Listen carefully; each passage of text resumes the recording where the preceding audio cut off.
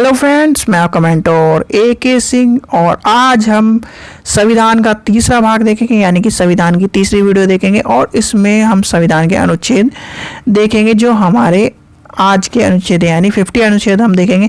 पहले हमने दो वीडियो में कहाँ तक देख लिया है, 106 तक देख लिया है। आप उनको वीडियो को जाकर देख सकते हैं, यानी कि आप या तो प्लेलिस्ट में पॉलिटिकल साइंस की या फिर आपको एंड वीडियो में मिल जाएगा उनका लिंक, तो उनको जाकर देखिए, ठीक है, जिससे आपको सारे अनुच्छेद याद हो जाएं। तो आज के हम वीडियो शुरू करते हैं, तो चलिए वीडियो को शुरू करते हैं। ये जो वीडियो है आपको TGT, ऑल इंडिया TGT और PGT पॉलिटिकल साइंस के पेपर में सभी में काम आएगी, इसलिए इस चीज़ का ध्यान रखें, क्योंकि पॉलिटिकल साइंस एक ऐसा सब्जेक्ट है जहाँ पर आपको ये चीज़ें पढ़नी ही पड़ेंगी, तो इस चीज़ का ध्यान रखें, ठीक है बच्चों। चलिए तो अब आज का जो अनुच्छेद है वो देखते हैं। पहला क्या कह रहा है, विधायी की प्रक्रिया के बारे में, यानी विधायिका की प्रक्रिया के बारे में जो कहता है अनुच्छेद 7 से बात करेंगे। अनुच्छेद 7 क्या कह रहा है, विधायिका को पुनः स्थापित और वितरित किए जाने के संबंध में उपबंध के बारे में कहता है अनुच्छेद 7, यानी अनुच्छेद 107 जो कह रहा है, ठीक है। अनुच्छेद 108 क्या कह रहा है, कुछ दिशाओं में दोनों सदनों के संयुक्त बैठक। अब मुझे कोई बताइए, जो संयुक्त बैठक होती है उसका जो अध्यक्ष होता है वो कौन होता है? कई बार बताया आपको, इस चीज़ का आपको पता होना चाहिए, तो कमेंट सेक्शन में मुझे कोई बताइए कि अनुच्छेद जो 8 है उसकी जो मतलब उसमें जो कही गई है संयुक्त बैठक, तो संयुक्त बैठक का जो प्रमुख होगा यानी कि स्पीकर होगा वो कौन होगा? अनुच्छेद 109 में कहा गया धन विधेयक के संबंध में विशेष प्रक्रिया। धन विधेयक की जो परिभाषा है, यानी धन विधेयक की परिभाषा 110 में है, धन विधेयक के विशेष संबंध में प्रक्रिया 109 में है। कई बार TGT में क्वेश्चन घुमा फिरा के ये पूछा गया है कि धन विधेयक के विषय यानी से संबंधित विषय कौन सा है, यानी कहाँ पर है, तो वो है 109। बच्चे लगा देते हैं 110, क्योंकि धन विधेयक और की परिभाषा सबको याद है कि 110 में है, पर ये नहीं पता कि विशेष प्रक्रिया 109 में है। इसलिए इन दोनों अनुच्छेदों को ध्यान से याद कर लेना। कई बार मिस हैपनिंग हो जाती है, या फिर एक तरह से मिस हैपनिंग ही मान लीजिए कि B का C लग जाता है, इसलिए इस चीज़ का ध्यान रखना। 109 में क्या है, विशेष प्रक्रिया, संबंधित विशेष प्रक्रिया, और 110 में क्या है, परिभाषा, धन विधेयक की परिभाषा। अब आते हैं 111। 111 क्या कह रहा है, विधायिका को अनुमित वित्तीय विशेष के संबंध में प्रक्रिया।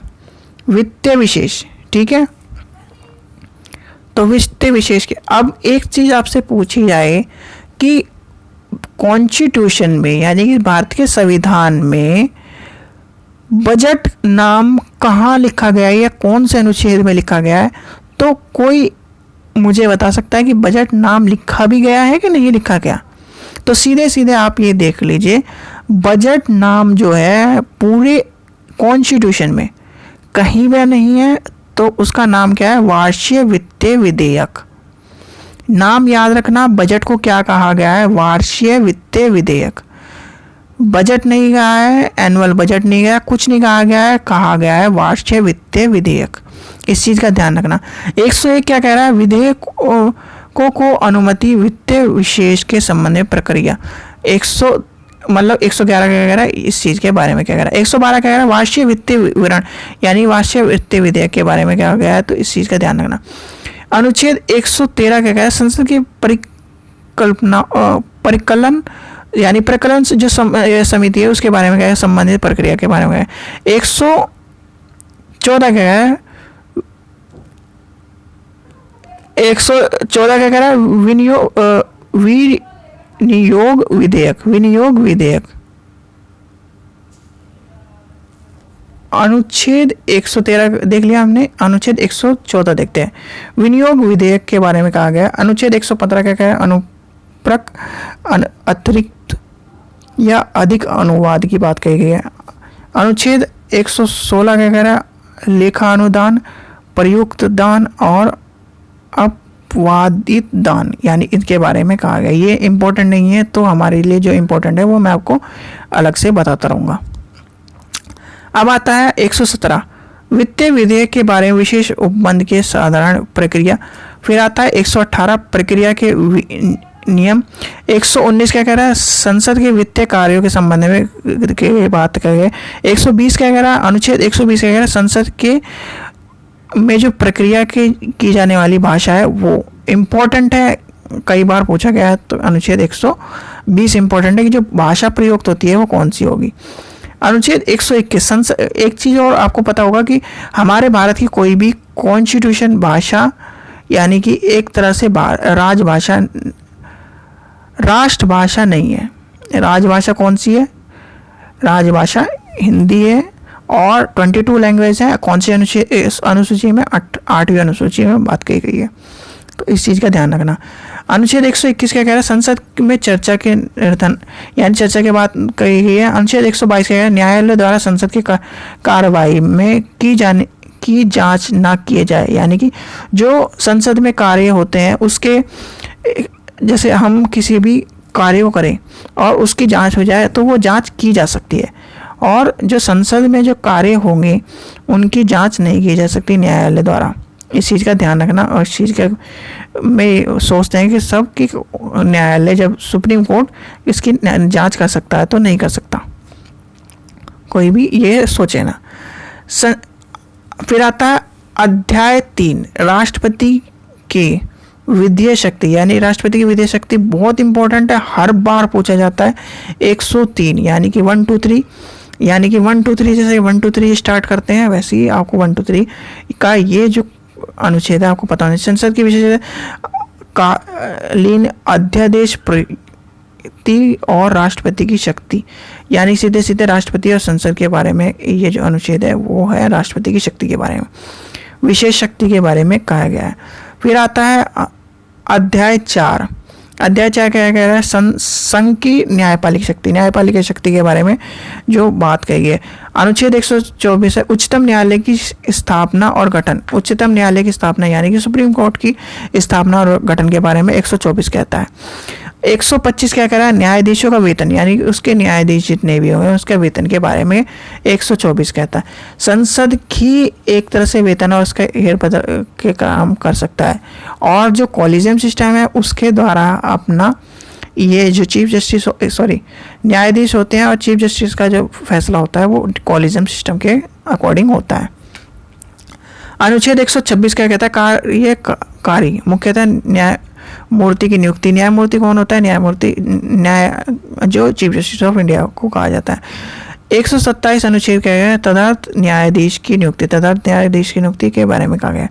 128 क्या कहता है, 128 क्या कहता है, उच्चतम न्यायालय की बैठक और उसके न्यायाधीशों की उपस्थिति के बारे में कहा गया है। अनुच्छेद 119 क्या है, उच्चतम न्यायालय के अभिलेख न्यायालय होना, उच्चतम न्यायालय की स्थापना के बारे में कहा गया है, यानी स्थान के बारे में, और स्थापना के ऊपर कहा गया स्थान कहाँ होगा। पहले आपको पता होगा कोलकाता था, और कोलकाता से फिर क्या आया। तो अब नेक्स्ट देखते हैं अनुच्छेद 131 उच्चतम न्यायालय के आरंभिक अधिकारिता, यानी उसके अधिकारिता के बारे में कहा गया है 131 में। जो इम्पोर्टेंट है आपको उसमें मिल जाएगा। देखिए एक चीज़ क्वेश्चन पूछा जाता है, कौन सा, स्थापना और गठन के बारे में, फिर इसके वेतन के बारे में यानी कि 24 पूछा जाएगा, 25 पूछा जाएगा, उसके कार्य कौन कौन से वो पूछे जाएंगे। ठीक है, इस चीज़ का ध्यान रखना। अनुच्छेद 131 क्या है, निरस्त है यानी कि उसमें कुछ नहीं है। 132 132 अब आपसे एक ये सोच रहे हो निरस्त यानी खाली गया, क्योंकि बहुत से अमेंडमेंट होंगे इससे रिलेटेड तो वो यहाँ ऐड कर दिया जाएगा, इसलिए होता है। 132 कह रहा है कुछ मामलों में उच्च न्यायालयों की अपील उच्चतम न्यायालयों के अधीन, यानी कि देखिए जैसे आपको एक रिट के बारे में पता होगा, परम आदेश, और इसमें जो एक रिट और है उसमें वो आदेश अपने पास बुला सकता है, I am a supreme power वाली जो बात है तो वो यहाँ पर भी लागू होती है। उच्चतम न्यायालय यानी सुप्रीम कोर्ट क्या कहता है कि जो मामले उच्च न्यायालय के हैं वो अपने पास बुला लेता है, अपने पास उसको सॉल्व करने के लिए ले लेता है। अनुच्छेद 133 क्या है, उच्च न्यायालयों में सिविल विषय के संबंधित अपीलों को यानी कि उसमें बुला लेता है, कर लेता है। फिर आता है अनुच्छेद 134 क्या कहता है, दंडीय विषयों के उच्च न्यायालयों की अपील अधिकृत होना। अनुच्छेद 134 क्या कह रहा है, उच्च न्यायालयों की अपील के बारे में प्रमाण पत्र यानी उसके प्रमाण पत्र के बारे में कह रहा है। 135 क्या कह रहा है, विद्यमान विधि यानी कि विद्यमान विधि के अधीन फेडरल न्यायालय की अधिकारिता और शक्ति के उच्च न्यायालय की प्रकलता के बारे में यानी शक्ति के बारे में कहा गया और उसके बारे में कहा गया। ठीक है। 136 क्या कह रहा है, अपील के लिए उच्च न्यायालय की विशेष बात की गई है यानी कि इजाजत। ठीक है। 137 क्या कह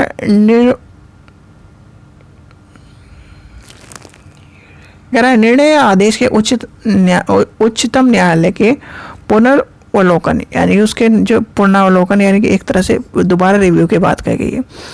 138 क्या कह रहा है, उच्चतम न्यायालय के अधिकारिता की वृद्धि।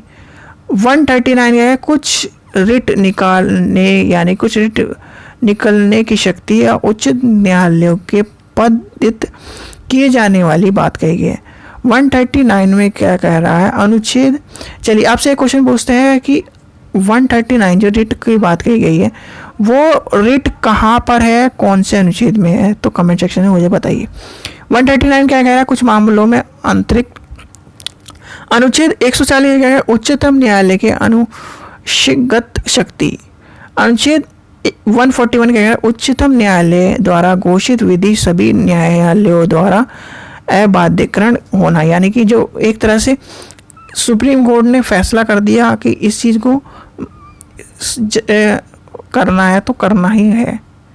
जैसे अब एक तरह से कहा जाए लिविंग रिलेशन है और एक फैसला आया था कि 18+ वाला, तो वो जो फैसले थे वो सुप्रीम कोर्ट ने तय किए थे, पर बहुत से लोग मानते नहीं है, तो उसमें आप कुछ भी करके सुप्रीम कोर्ट के सामने कह सकते हैं कि ये सुप्रीम कोर्ट का फैसला है, तो इस चीज़ के लिए ध्यान रखना। 142 क्या कह रहा है, उच्चतम न्यायालय की डिक्री यानी आदेश के प्रकटीकरण आदि के बारे में, आदेश के बारे में, जो आदेश है उनके बारे में बात कही गई है। चलिए आगे देखते हैं क्या कह रहा है। 143 क्या कह रहा है, उच्चतम न्यायालय के परम आदेश की प्रक्रिया, राष्ट्रपति की शक्ति। 144 बहुत इंपॉर्टेंट है, 144 पूछा गया है, सिविल और न्यायिक प्राधिकारी यानी प्राधिकारियों के बारे में उच्चतम न्यायालय के बारे में पूछा गया है। 144 क्या कह रहा है, निरस्त है। 145 क्या कह रहा है, न्यायालयों के नियम आदि के बारे में कहा गया है। 144 भी पूछा गया कई बार, तो इसलिए 145 पूछा गया, 144 पूछा गया। 146 क्या कह रहा है, उच्चतम न्यायालय के अधिकारियों एवं सेवाओं के बारे में क्या कहा है, और निर्वाचन, ये जो 3 है इंपॉर्टेंट है न्यायालय के बारे में। ठीक है, इस चीज़ का ध्यान रखिए। फिर आगे देखते हैं अध्याय 5, भारत के नियंत्रण एवं महालेख का अधिकारी के बारे में। तो भारत के नियंत्रण महालेख अधिकारी के बारे में कहा गया है। अनुच्छेद 148 क्या कह रहा है, भारत के नियंत्रण एवं महालेख अधिकारी के बारे में बताया गया। तो इस चीज़ का ध्यान रखें, 5 जो ये हैं सारे इंपॉर्टेंट है, इसलिए इस चीज़ का ध्यान रखना। 149 क्या कह रहा है, नियंत्रण महालेख अधिकारी के कर्तव्य एवं शक्ति, दोनों पूछे गए, कई बार पूछे गए, तो इसलिए जो है। अनुच्छेद 50 क्या कह रहा है, संघ और राज्य के लेखों के प्रारूप। और 151 क्या कह रहा है, समकक्ष प्रतिवेदन उपाय, यानी कि इसके बारे में क्या कहें। इसमें से जो कुछ ये नहीं आया यानी कि 151 नहीं है, बल्कि तीनों कई बार पूछे गए हैं, तो इस चीज़ का ध्यान रखना। और आपको ये पता होना चाहिए कि महालेख अधिकारी के बारे में, न्यायालय के बारे में एक क्वेश्चन जरूर मिलेगा टीजीटी में। ठीक है बच्चों, इस चीज़ का ध्यान रखना। आज हमने जो संविधान का तीसरा भाग देख लिया, 151 तक अनुच्छेद देख लिए, आप तीनों भाग को देख लीजिए, 151 तक आपको अनुच्छेद समझ में आ जाएंगे और समझ में आने ही पड़ेंगे, यानी एक तरह से आपको समझने ही पड़ेंगे, क्योंकि इससे आपको 10 क्वेश्चन मिलते हैं घुमा फिरा के। अनुच्छेद में रिट के बारे में पूछ लेगा, कौन से अनुच्छेद में अनुच्छेद 32 के बारे में पूछ लेगा। लगता ही है संविधान का भाग नहीं है या अनुच्छेद के भाग नहीं है, पर 10 क्वेश्चन ऐसे हैं जो संविधान से ही आने हैं। ठीक है, तो इस चीज़ का ध्यान रखें। ठीक है बच्चों, और एक चीज़ और, आप चैनल को सब्सक्राइब करके रखिए, वीडियो को लाइक करिए। जिससे वीडियो को लाइक करने से हमें मोटिवेशन मिलता है, और लाइक आने से यही पता चलता है कि आप वीडियो को पसंद कर रहे हैं और आप वीडियो को देख रहे हैं। ठीक है बच्चों, आशा करता हूँ आपको वीडियो पसंद आए तो लाइक करें, शेयर करें, चैनल को सब्सक्राइब करें। Thank you.